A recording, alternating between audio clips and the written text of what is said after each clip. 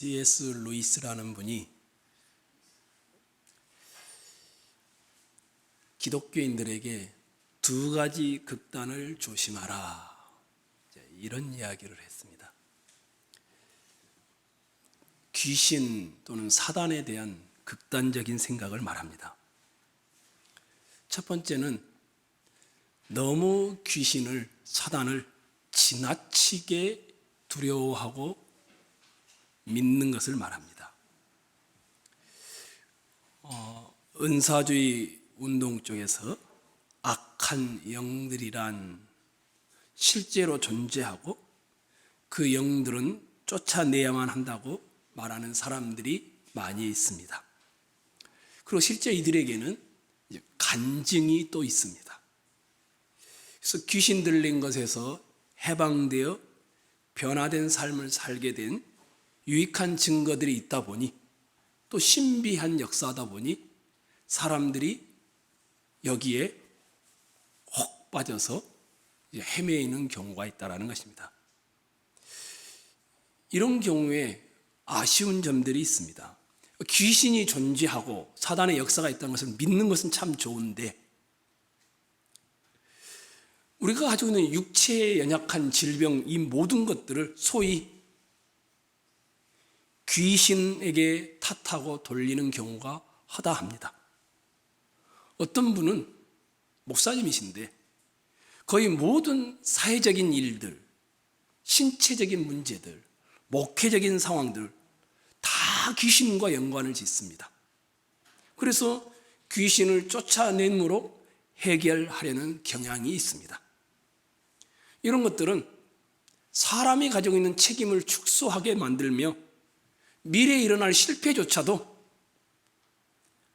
거의 불가피한 것으로 여기게 만드는 오류를 낳게 됩니다. 이것이 가지고 있는 문제 중에 한 극단입니다. 반대로 사단을 아예 믿지 않는 사람들도 있습니다. 저는 교회를 다니는데도 믿지 않는 분을 내가 참 봤습니다. 어떻게 그게 가능하려는지 잘 이해가 안 되는데, 성경이 명백하게 증거하고 있는데도 귀신의 활동이라는 개념을 심리적인 또는 정신적인 문제 정도로 무시하는 사람들을 C.S. 루이스는 경계해야 한다, 이렇게 말을 했습니다. 그러면서 이런 말을 덧붙였습니다. 오늘날의 과학과 의학, 심리학은 사람의 모든 문제를, 행동들을 의학적으로 또는 심리학으로 설명 가능하다라고 믿으니까 사단의 역사, 귀신의 역사를 믿지 않는 것입니다. 그리고 귀신의 역사나 귀신 들림에 대한 것들은 다 미신으로 치부해 버리는 경향이 있습니다. 과학 또는 의학, 지상주의 현대 문화에서는 똑똑하면 똑똑할수록 이런 경향을 띠는 분들이 굉장히 많습니다. 지나치게 믿으면 그 두려움 때문에 귀신이 지배하는 가장 좋은 밭이 됩니다. 근데 더 좋은 밭은 귀신이 활동하고 있는데 귀신이 없다라고 믿는 것은 귀신이 활동하기가 딱 좋은 밭이 되는 것입니다. 그래서 C.S. 루이스는 이 두 가지를 다 경계하도록 그렇게 말을 했습니다. 우리가 지난 시간에 이 본문을 가지고 여러 가지 것들을 보았습니다. 오늘은 이 귀신 축출과 관련돼서만 여러분과 잠시 보고 적용점을 찾고 함께 고민하고자 합니다. 예수님이 4명의 제자를 불렀죠. 자, 제자의 이름이 뭡니까? 처음에 시몬 베드로, 그 다음에 그의 형제인 안드레 불렀죠. 그 다음에 또 야고보와 요한, 이 4명을 불렀습니다. 이 4명을 불러서 함께 가버나움 해당에 들어가서 가르칠 기회를 주님이 갖게 되었습니다. 근데 예수님이 해당에서 가르치니까 사람들이 와, 서기관들의 가르침과는 다르다. 권위 있는 가르침이다. 깜짝 놀라게 됩니다. 마가복음을 쓰고 있는 마가라는 저자는 예수님이 가르치신 내용은 말하지 않지요. 사람들이 그의 가르침에 놀랐다, 이런 말만 합니다. 아마도 제 생각에는 예수님이 가르치는 내용이 우리가 14절에서 보았잖아요. 하나님의 복음을 전파하여 때가 찼고 하나님 나라가 가까이 왔으니 회개하고 복음을 믿으라, 이런 내용 아니었겠는가, 이런 생각을 합니다. 아무튼 사람들이 권위 있는 가르침이다라고 깜짝 놀랍니다. 예수님께서 안식일에 해당에 들어가서 많은 사람들을 놀라게 하고 있는 권세 있는 가르침을 행한 후에 그 다음에 벌어지는 것이 이 귀신 축출 사건입니다. 예수님의 가르침도 그의 귀신 축출 사건도 얼마나 권세가 있었는지, 귀신이 떠나고 나니까 어찌미뇨 이러면서 2번 놀라는 경우가 발생하고 있습니다. 무사람이 그의 교훈에 놀라니, 이게 22절에 있습니다. 귀신이 떠나가고 나니까 27절에 다 놀라 서로 물어 이르되 이는 어찌미뇨 권위 있는 새 교훈이로다. 이 놀라움의 중심에는 예수님의 권세 있는 가르침이 있습니다. 예수님의 참다운 권위는 우리가 확연하게 알 수 있죠. 귀신 들린 사람을 원래의 하나님의 형상으로 회복시키고 귀신을 쫓아내는 데서 사람들이 그 권위에 깜짝 놀라게 되는 장면이 있습니다. 그런데 저는 여러분과 함께 귀신의 특징들을 먼저 보고자 합니다. 23절 한번 봐보십시오. 눈으로 한번 보십시오.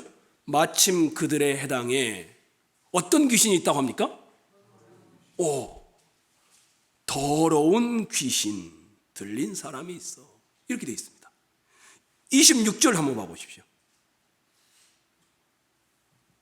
어떤 귀신이 그 사람에게 경련을 일으켜 큰 소리를 지르며 나오는지라? 더러운 귀신이. 27절 후반부도 한번 봐보십시오. 누구에게, 어떤 귀신에게 명한즉 순종하는도다? 더러운 귀신. 이 본문 안에 몇 번이나 쓰였습니까? 3번이나 더럽다라는 말이 쓰였습니다. 그러면 귀신의 특징은 뭡니까? 더러운 겁니다. 본문 안에서만 3번씩이나 쓰고 있습니다. 더러운 영으로 말씀하고 있습니다. 더럽혀진 영 또는 때 묻은 영, 이렇게 해석하는 분들도 있습니다. 이 더럽다라는 것은 외적인 모습을 두고 하는 말인지 내면의 세계만 놓고 하는 말인지는 명확하지 않습니다. 어찌됐든 이 귀신은 인간을, 사람을 더럽게 하고 있으며 지배하고 있음을 우리는 분명하게 보게 되어집니다.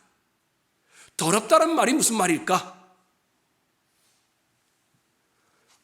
악과 죽음의 세계의 영역성이 속하는 것들을 가장 직접적으로 표현한 것이다. 죽음, 악, 이런 것들에 대한 표현이 더러움이다, 이렇게 말합니다. 사람이 귀신 들렸다라는 말은 영적이고 육체적인 인간 전체가 병들었다, 이럴 때 쓰이는 단어입니다. 귀신 들림은, 귀신이 들었다는 것은 사단의 지배를 받는 사람의 가장 비참한 모습을 묘사할 때 사용하는 겁니다.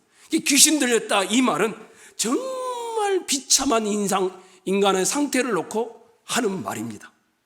죄를 짓는 것이나 질병은 사탄 나라의 간접적인 통치의 영향 때문이든지 그런 것들입니다. 그러나 귀신 들림은 사단이 직접 통치하는 것으로 그렇게 묘사되어지고 있습니다. 귀신의 가장 큰 특징은 사람을 지배하는데 더럽게 지배하는 겁니다. 육체적이고 영적인 것들을 확 들어서 원래에 가지고 있는 하나님의 형상을 다 갉아먹는 것입니다. 그래서 죽음과 악함을 드러내도록 만드는 것, 이것이 더러운 귀신의 특징이다, 이렇게 보면 됩니다. 두 번째는 24절 한번 봐보십시오. 24절 보셨습니까? 한번 읽어볼까요? 시작.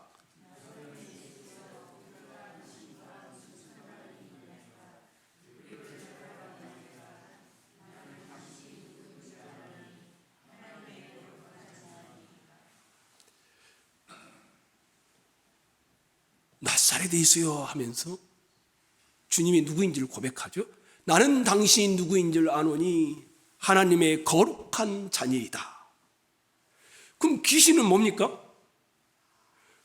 둥둥 떠다니는 희하는 그런 존재가 아닙니다. 인격체임을 말하고 있습니다. 하나님의 아들이, 예수님이 어떤 분인지를 정확하게 알고 있는 지적이고 인격적인 존재라는 것을 묘사해 놓고 있는 것입니다. 귀신은 예수가 누구인지를 알고 있습니다. 귀신의 이 고백은 그리스도인들이 예수님을 향한 감격스러운 고백과는 다른 것입니다. 무섭고 두렵고 자기의 존재가 파멸되는 것을 염려하면서 하는 고백입니다. 귀신은 물체라든지 검은 그림 이런 게 아닙니다. 그렇게 드러날 수는 있지만 인격체입니다. 이것이 명확합니다. 세 번째입니다. 나사렛 예수여, 우리가 당신과 무슨 상관이 있나이까? 우리를 멸하러 왔나이까? 귀신을 뭐라고 합니까? 나사렛 예수의 다음에 무슨 단어가 쓰였습니까? 우리가 당신과 무슨 상관이 있나? 그 다음에 또 우리를, 귀신이 하나가 아니네요. 복수가 쓰였습니다. 귀신이 하나가 아니라 강력한 힘의 단체임을 이 단어는 묘사를 하고 있는 것입니다. 이 뉘앙스는 복수적인 엄청난 힘을 가진 영적 존재라는 사실을 드러낸다라고 학자들이 해석을 합니다. 그러니까 귀신은 더럽죠. 귀신은 인격체이죠. 게다가 귀신은 하나가 아닌 복수입니다. 강력한 힘을 가진 어떤 단체, 그룹, 이런 것들을 말합니다. 네 번째 한번 볼까요? 23절 여러분이 눈으로 한번 보십시오. 마침 그들의 해당에 더러운 귀신 들린 사람이 있어, 그 다음에 뭐라고 되어 있습니까? 소리 질러 이르되. 여기 소리 지르다, 이 말은 윽박 지르다, 좀 쉽게 하면 무섭게 하다, 이제 이런 의미가 포함되어 있습니다. 귀신의 특징 중에 하나가 뭐냐면 사람을 무섭게 하는 것, 소리를 크게 지름으로 두렵게 하고 떨게 하는 것, 이것으로 묘사를 해놓았습니다. 26절도 또 한번 봐보십시오. 더러운 귀신이 그 사람에게 뭘 합니까? 경련을 일으키고 큰 소리를 지르며 나오는지라. 귀신은 항상 사람을 어떻게 하냐면 고통스럽게 합니다. 귀신은 사람을 하나님의 형상대로 회복시키지 못합니다. 사람 속에 들어가 지배했다라는 것은 그 사람의 경련을 일으키게 만들고 고통스럽게 만들고 제정신이 아니도록 만드는 그런 특징을 가지고 있음을 보여주고 있습니다. 다섯 번째 또 있습니다. 예수님께서 해당에서 하나님의 말씀을 가르치십니다. 사람들이 다 놀랬죠? 그때 모든 사람들의 관심이 다 누구에게 갔겠습니까? 예수님께 가겠죠. 예수님께 간과 동시에 귀신이, 여러분이 한번 봐보십시오. 23절입니다. 마침 그렇게 되어 있습니다. 그들의 해당에 더러운 귀신 들린 사람이 있어 소리질러 이르되. 잘 봐보십시오. 예수님이 뭐 합니까? 가르쳤습니다. 권세 있는 가르침과 동시에 마침 귀신 들린 사람이 어떻게 합니까? 소리 지릅니다. 왜 그럴까요? 예수에게 집중하지 못하도록 하는 것입니다. 예수님을 대적하여 우리와 당신이 무슨 상관이 있습니까? 당신이 우리를 멸망시키러 왔습니까? 큰 소리로 두렵게 하고 사람들을 예수에게서 멀어지게 하려고 합니다. 어떤 분은 이 단어를 갖다가 우리와 당신이 무슨 상관이 있으며 우리를 멸하러 왔나이까? 이게 그냥 귀신이 자기 고백 정도로만 생각했는데 어떤 학자는 이렇게 말합니다. 예수님을 자기에게 굴복시키기 위한 윽박 지르는 소리이다. 귀신의 특징은 뭡니까 그러면? 여러분과 저로 하여금 하나님의 말씀에 집중하여 은혜를 받지 못하게 하는, 주님과 링킹이 안 되게 하는 이런 특징을 가지고 있음을 말합니다. 하나님의 말씀이 선포하는 것을 방해합니다. 하나님의 말씀이 선포되어도 성령의 역사가 일어나는 것을 방해합니다. 하나님의 말씀이 선포되고 그 속에 조금만 딴 생각을 하면 사단의 술책이 들어오도록 또 방해합니다. 그래서 귀신은 예수가 누구인지 안다고 말하는 것입니다. 이 말을 한편으로는 예수님을 제압하기 위하여 사용한 말이지만 다른 말로 하면 예수님에게 집중하지 못하도록 귀신이 스스로의 고백을 통하여 사람들이 그 귀신 들린 자에게 보도록 하는 것이었습니다. 귀신은 외부와의 단절을 가져와 사람을 고독하게 하기도 하고, 우리가 보았죠. 다른 성경 복음서에서 속박하기도 합니다. 쇠사슬에 매여 있기도 하고, 무덤에 갇혀 있기도 하고, 자기 세계 안에 가두기도 하고, 혼자 말하고 혼자 울고 혼자 걱정하고, 또 하나님의 일을 해방하기도 합니다. 이런 것들이 귀신의 특징입니다. 다시 한번 돌이켜 볼까요? 첫 번째 귀신의 특징이 뭡니까? 더러움. 더러움은 하나님 나라와 관계가 없습니다. 하나님 나라는 그럼 뭘까요? 깨끗함. 다른 말로 하면 거룩함. 그래서 사단이 뭐라고 합니까? 이 귀신이 예수님을 당신은 하나님의 거룩한 자니이다. 두 번째 귀신의 특징은 뭡니까? 인격체다. 세 번째 귀신의 특징은 뭡니까? 엄청난 힘을 가진 단수가 아닌 복수의 단체이고 그룹이다. 네 번째 이 귀신의 특징은 뭡니까? 사람을 윽박지르고 무섭게 하고 고통스럽게 하는 일을 한다. 다섯 번째 이 귀신의 특징은 뭡니까? 하나님께 집중하지 못하게 합니다. 은혜를 받지 못하게 합니다. 성령의 역사가 일어나지 않게 합니다. 그래서 이 귀신은 외부와의 단절을 가져오고 고독하게 하고 자기 세계 안에 가두게 되고 혼자 울고 혼자 걱정하고 혼자 슬퍼하고 하나님이 하시는 일을 보지 못하도록 만드는 이런 역할을 합니다. 귀신의 가장 큰 특징 그 중에서도 더러움입니다. 더러움. 그래서 주님이 이 귀신은 예수님을 무엇이라고 하냐 하면 나는 당신이 누구인 줄 아느니 하나님의 거룩한 자니이다. 하나님의 거룩한 자. 거룩한 하나님을 극도로 두려워하는 존재인 것입니다.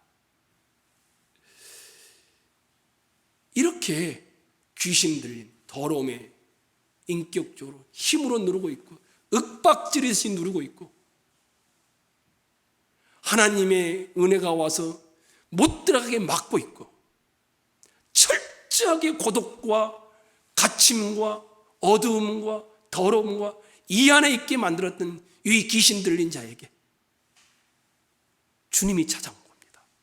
회당에서. 그것도 하나님의 거룩한 예수가 등장한 것이었습니다. 그러면 우리는 명확하죠? 마가복음을 쓰고 있는 마가는 우리에게 뭘 말하고 싶은 것일까요? 예수님은 누구시다? 예수님은 귀신 들린 자를 해방시키는 긍휼의 분인 것을 보여주죠. 명확하죠? 귀신 들린 사람을 예수님이 상하게 합니까? 아니죠. 귀신 들린 자와 귀신을 분리시키죠. 그래서 그 귀신 들린 자를 해방시키는 긍휼의 분이신 것을 보여줍니다. 그리고 귀신에게는 분노하시는 분이시죠.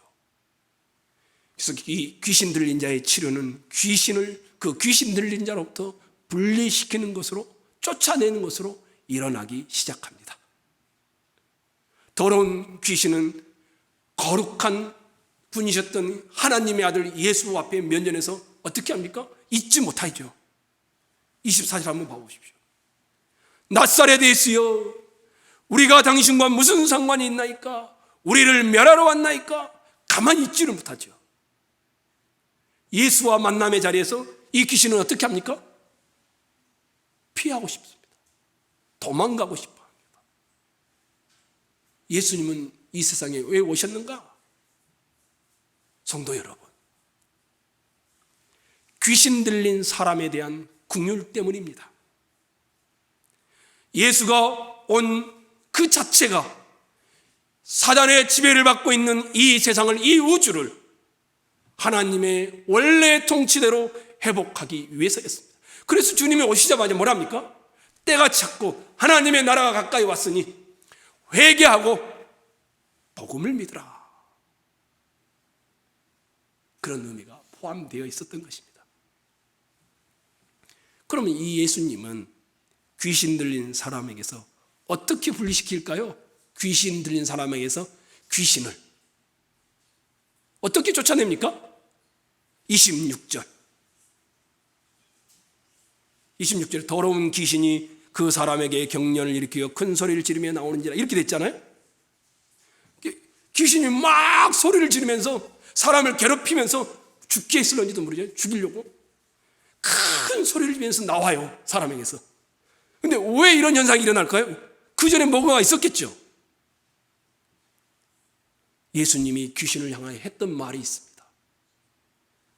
그게 몇 절입니까? 그렇죠. 예수께서 꾸짖어 이르시되 뭐라고요? 잠잠하라. 잠잠하라. 그 사람에게서 나오라. 예수님이 그를 향하여서 잠잠하라. 그리고 그 사람에게서 나오라. 저처럼 말하지 않았을런지도 몰라요.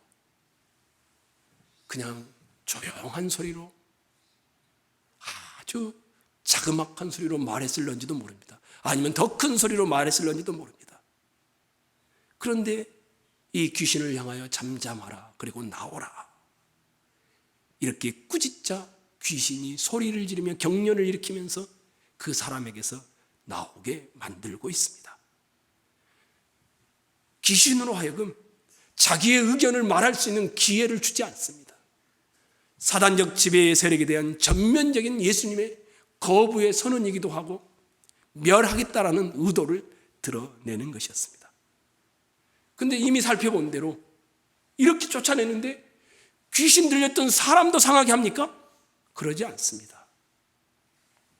귀신과 귀신 들린 사람의 인격을 분리시키는 일을 하고 있습니다. 26절에 이미 여러분이 보았던 대로 경련을 일으키게 하고 귀신이 마지막으로 귀신 들린 자에게 고통을 안겨주고 있음을 보여주지요. 귀신은 큰 소리를 지르며 그 귀신 들린 자를 떠나고 있습니다. 이러므로 해서 귀신 들렸던 사람은 회복되어지게 됩니다. 이게 주님이 귀신을 쫓아내는 방법이었습니다. 귀신의 특징을 보았죠. 그 다음에 주님이 어떻게 귀신을 쫓아내는지를 보았죠. 그러면 이제 귀신이 무서워하는 것이 누구일까? 아주 명백해졌죠. 나라는 사람일까요? 아닙니다. 우리 장장인 장로님일까요? 새벽마다 기도하는 여러분과 저일까요? 아닙니다. 귀신이 무서워하는 것은 예수 그리스도 그분이십니다. 거룩하고 순전하신 주님을 무서워합니다. 주의 말씀을 두려워합니다. 더 나아가 주님과 관계를 맺는 것을 싫어합니다. 말씀을 하자마자 그냥 소리를 지르면서 방해를 하죠. 주님이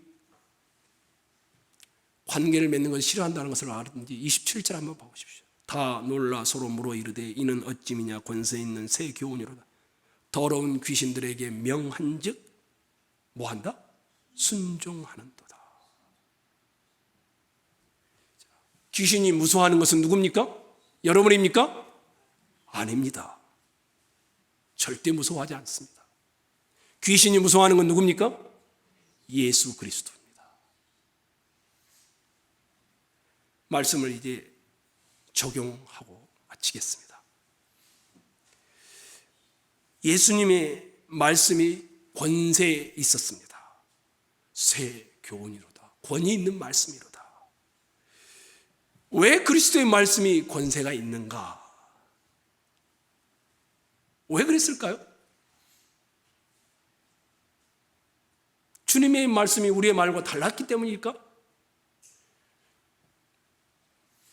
잠잠하라, 나와라, 이런 우렁찬 목소리였기 때문일까? 아닙니다. 주님의 말씀은 창조자의 음성이었기 때문입니다. 빛이 있으라, 창세기 1장에 그랬던 그 창조 세계를 지었던 그 말씀으로 풍랑아 잠잠하라, 바다를 잠잠케 하셨습니다. 천직창조의 저자셨고 원인자셨던 그 주님이 모든 자연들이 그대로 순종하게 하신 분입니다. 또 인간 생명의 원인이셨기에 나사로야 나오라 그랬더니 나사로가 죽음에서 나옵니다. 또 인간 생명의 원인이셨던 그분이 제자를 4명 부르면서 나를 따르라 말씀하니까 그들이 그물을 버려두고 아버지와 친구들을 버려두고 쫓아오게 된 것이었습니다. 뿐만 아니라 이 주님은 하나님 나라의 왕으로서의 음성이었습니다. 때가 찼고 하나님의 나라가 가까이 왔으니 회개하고 복음을 믿으라. 신의 산에서 우리가 출애굽기를 보고 있죠. 자기 백성에게 음성으로 율법을 주셨던 그분이 지금 갈릴리 산에서 하나님의 백성들에게 산상수훈을 심령이 가난한 자는 복이 있나니 천국이 그들의 것이다라고 선포했던 그분이 왕으로서 지금 귀신을 향하여 잠잠하라, 그 사람에게서 나오라. 그래서 귀신이 격렬을 일으키고 소리를 지르면서 사람에게서 나오게 되었던 것입니다. 주님의 말씀이 권위 있는 이유는 거기에 있었습니다. 주님의 음성 때문이 아니라 주님이 누구신가 때문이었습니다. 그래서 우리가 예배하고 찬송하고 기도하고 함께 모여 우리가 역사를 일으키는 때 귀신이 떠나가는 이유는 우리의 힘 때문이나 우리의 정성 때문이 아니라 그 속에 주님이 왕처럼 임재하시기 때문인 것입니다. 그러면 질문이 이거죠. 성도 여러분, 귀신을 이기려면 어떻게 해야 합니까? 나는 힘이 없습니다. 내 능력으로는 안 됩니다. 박사기를 1000개를 가지고 있어도 안 됩니다. 예수 그리스도를 믿으셔야 합니다. 여러분의 삶을 주님께 맡기셔야 합니다. 주의 말씀이 예배와 찬양과 기도와 여러분의 삶에 충만할 때 사단은 틈탈 곳이 없습니다. 자유케 하시는 천지만물의 저자이신 그 주님의 음성이면, 그 주님의 권위이면 석인관들도 전하지 못했던 새 교훈으로, 귀신들이 떠나가는 역사의 교훈으로 받게 되어지고 사람이 자유케 되는 일을 경험하게 됩니다. 성도 여러분, 주님께 여러분의 전 생애를 맡기십시오. 그리고 그 주님의 도움으로 사십시오. 그때 여러분과 저는 사단의 장난감이 아닌 주의 온전한 백성으로서의 삶을 걸어가게 될 줄로 믿습니다. 또 하나 보고 싶은 것이 있습니다.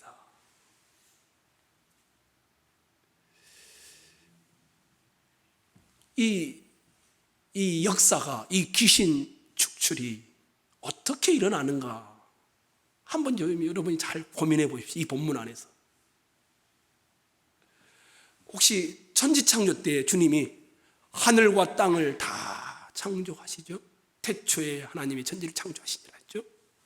근데 2절에 보면 하나님의 신이 수면에 운행하시더라. 천지창조에 성령 하나님이 개입하고 있죠.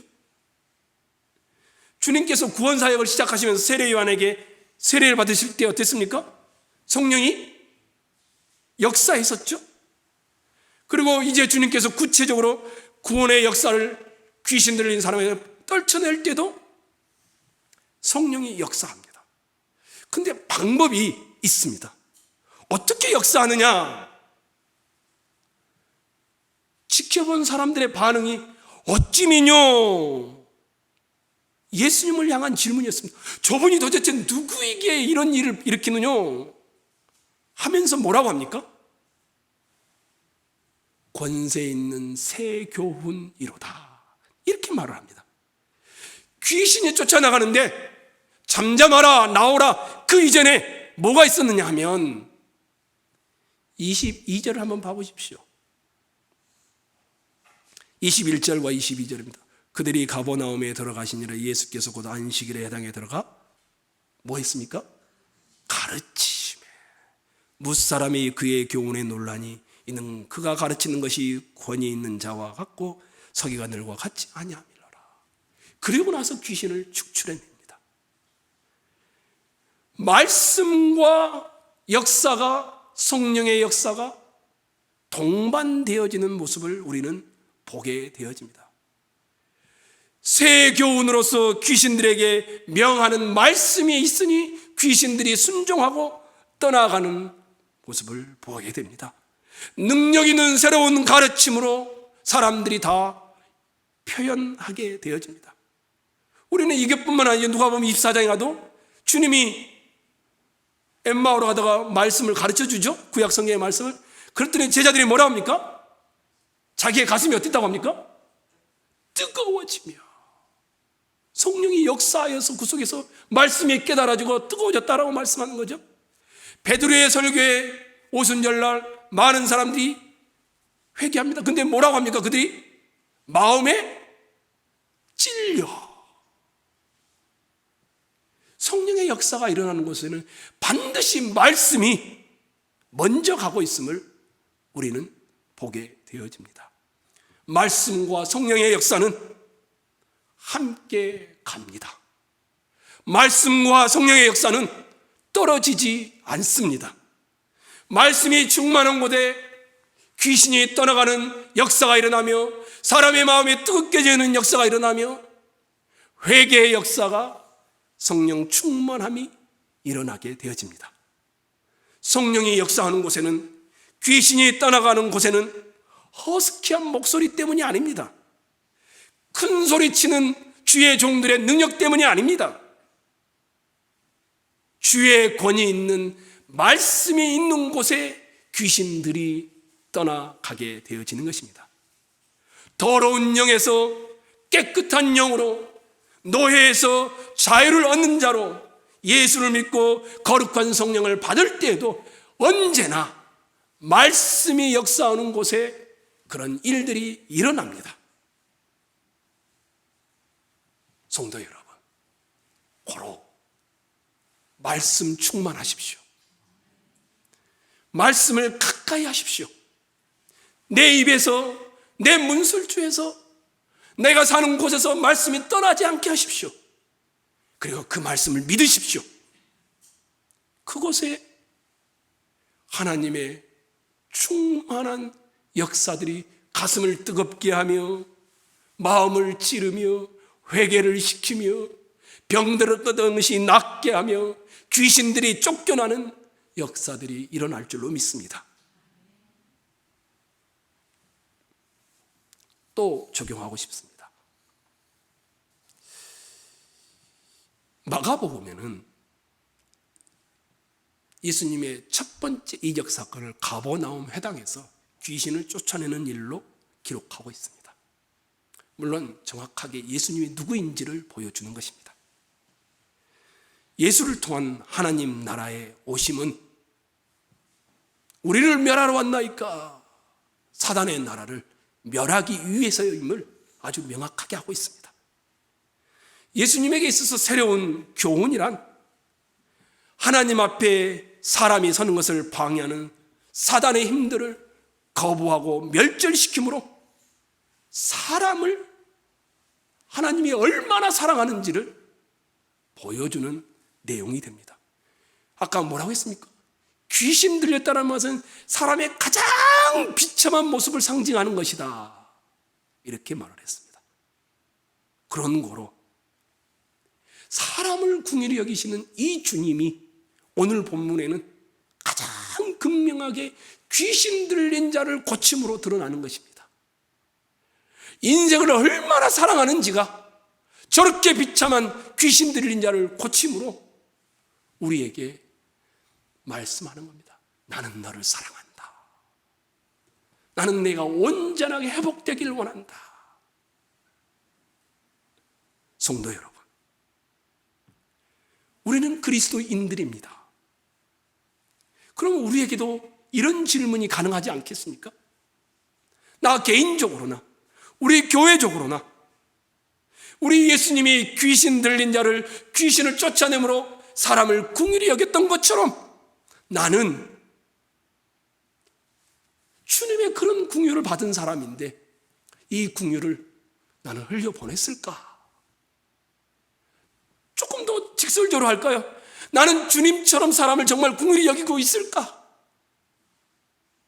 저 비참한 사람을 보면서 나도 주님의 마음처럼 그 사람을 불쌍히 여기고 비참함을 동감하고 그러고 있는 것일까? 목사인 저에게는 이런 서가, 너 밥 먹고 살기 위해서 목회하고 있는 건 아니니? 정말 사람을 긍휼히 여기니? 정말 사람을 존중히 여기고 불쌍히 여기니? 그러면서 저한테 이런 질문을 하는 것 같았습니다. 네가 살아가는 삶의 자리에서 질병과 고통과 낙담에 빠져있는 사람을 얼마나 찾아가 보았니? 우리가 주님이 나를 긍휼히 여겼듯이 우리도 이 긍휼을 흘려보내는 자들이 되기를 소망합니다. 사람을 미워하거나 사람을 정죄하거나 사람을 판단하거나 이것은 여러분과 제가 해야 할 일이 아닙니다. 여러분과 저는 그거보다 훨씬 큰 긍휼의 은혜를 받은 사람들입니다. 나 같은 사람을 찾아오지 않았습니까, 주님이? 그리고 하나님이신 분이 십자가에 죽으면서 나를 건지지 않으셨습니까? 단순히 먹고 사는 문제 정도가 아니라 죄와 사망에서 건져서 부활 생명으로 영원한 나라에 들어갈 언약 백성으로 살게 하지 않았습니까? 죽음이 끝이 아닌 또 다른 세계가 있음을 보고 우리는 이 땅을 걷게 하지 않았습니까? 그러니 고통하는 귀신 들린 자와 같은 저 많은 사람들을 긍휼히 여기시는 이 교회, 또 여기 계신 여러분 되시기를 주의 이름으로 부탁을 드리겠습니다. 성경은 예수님이 오신 목적이 귀신의 일을 멸하기 위해서라고 합니다. 그래서 마귀는 예수님 앞에 서지 못합니다. 우리는 힘이 없지만 우리가 그리스도가 우리 안에 계시기 때문에 귀신은 우리 앞에도 서지 못하게 됩니다. 이 세상의 어떤 것들도 귀신은 두려워하지 않지만 예수님을 무서워하고 예수님을 동행하는 자들을 피하는 이유가 이곳에 있습니다. 그런데 제가 보기에 교회를 다니는데 귀신을 너무 지나치게 무서워하는 경향이 있는 것 같습니다. 아마도 우리 문화에서부터 나온 배경 때문일런지도 모릅니다. 그러나 기억하십시오. 그리스도 안에 있는 자는 하늘의 천사도 정세자들도 권세자들도 그 누구도 여러분과 저를 그리스도 안에 있는 이 사랑에서 끊을 수 없습니다. 여러분과 저는 가장 미약해 보이지만 그리스도라는 이 끈으로, 이 성으로 우리를 감싸고 있기 때문인 것입니다. 그리스도 안에 있는 성도들에게 잠시의 실패와 잠시의 낙담은 있을 수 있지만 영원한 실패와 영원한 낙담은 존재하지 않는 것입니다. 그러면 어떻게 해야 되겠습니까? 여러분과 제가 피하지 않고 이 영적 싸움을 싸워가기를 주의 이름으로 부탁을 드리겠습니다. 어떻게 싸우겠습니까?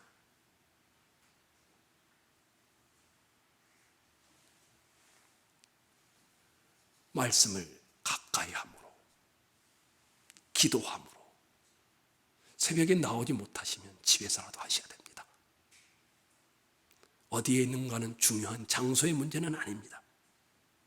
더 나아가 그리스도를 드러냄으로 여러분들이 싸우셔야 합니다.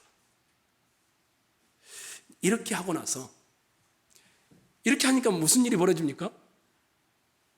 28절 한번 봐보십시오. 28절이죠. 읽겠습니다. 시작.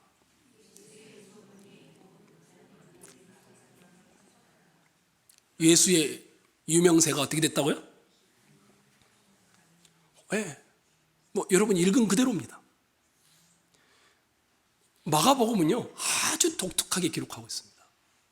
굉장히 이건 이해도 쉽고요 너무 직설적입니다. 마가복음. 그리고 적용도 바로바로 되고요. 33절 한번 봐보십시오.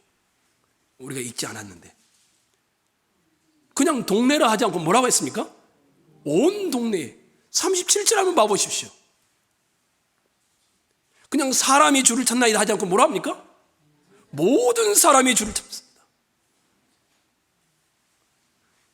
이 명성이 얼마나 있는데 온 동네에 모든 사람이 주를 찾습니다. 근데 주님이 45절 한번 봐보십시오. 중간 그러므로 예수께서 다시는 드러나게 동네에 들어가지 못하시고 드러나게 들어가지 못하실 정도로 유명해진 겁니다. 집에 계신 소문을 듣고 이 장에 가면요 많은 사람이 문 앞에 와서요 들어갈 구멍도 없습니다. 3장에 가시면요 갈릴리에서 뿐만 아니라 예루살렘에서 두로와 시돈에서부터 큰 무리가 예수님을 쫓아왔다고 합니다. 얼마나 유명해진 줄 아시겠죠? 이 정도면. 근데 중요한 것은 예수님의 반응입니다. 이 정도 인기면은 어떤 반응을 해야 될까요? 다시 본문 31절로 와보십시오. 31절이죠.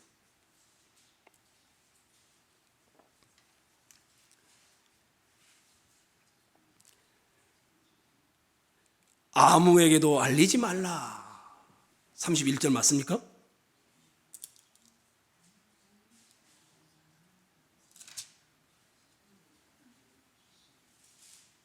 (34절) 한번 봐보십시오. 예수께서 각종 병이 든 많은 사람을 고치시며 많은 귀신을 내쫓으듯 귀신이 자기를 알므로 그 말하는 것을 허락하지 아니하니라. 34절에 주님이 반응이 어떻습니까? 유명해지는 것을 달가워하지 않습니다.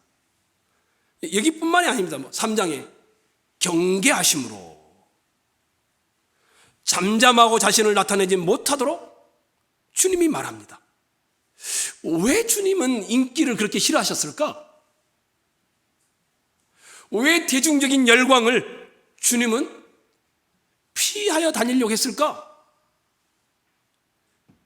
왜 그랬을까요? 주님이 누구인지를 모르는 병고침, 주님이 누구인지를 모르고 먹고 배부르는 빵 때문에 주님을 따르는 사람들이 너무나도 많았습니다. 그리고 그런 인기는 나중에 가시면 아시죠? 그 사람들이 어떻게 합니까? 십자가의 못을 박습니다.